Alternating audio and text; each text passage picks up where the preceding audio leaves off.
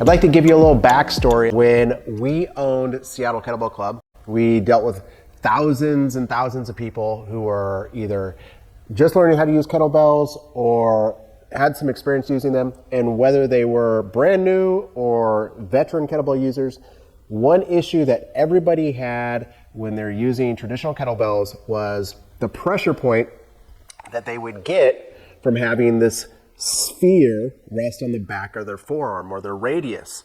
And I've seen people break the radius from snatching it and having it flip around and hit them hard, or just more commonly, a lot of bruising and swelling back there.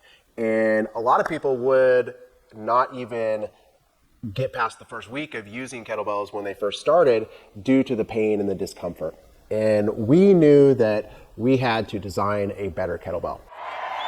So what we did is we designed a kettlebell with 4 contoured surfaces that would fit the back of your forearm perfectly, spreading out the load and eliminating all of those pressure points.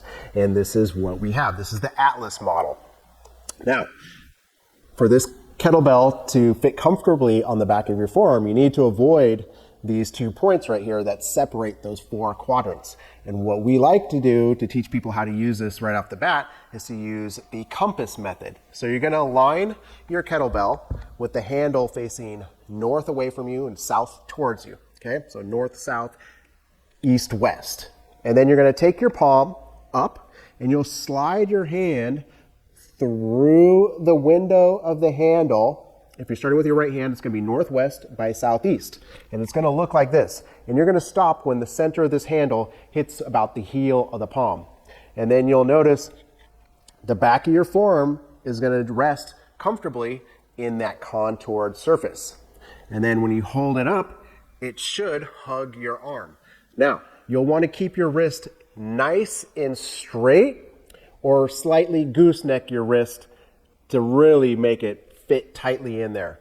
Now this is going to cause the weight of the kettlebell in the contoured surface to really hold your arm securely so that you don't even need to use your fingers. And you can control the bell just by rotating your forearms.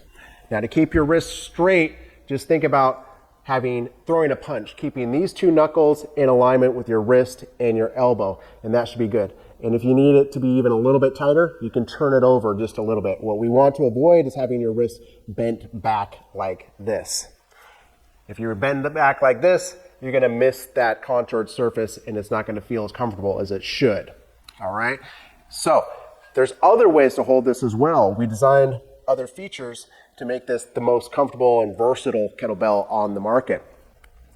One is that we designed the horns to be slightly longer so that you can hold the kettlebell comfortably right side up or bottom side up.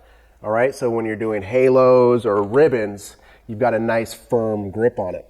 We've also designed this bottom base ring to be grippable so that you can hold the bottom base ring in combination with the handle, and now you can do presses or curls with it or any, combination of exercise that you like to do. Also, this bottom base ring is very wide so that you can actually place it on the ground and plank on it.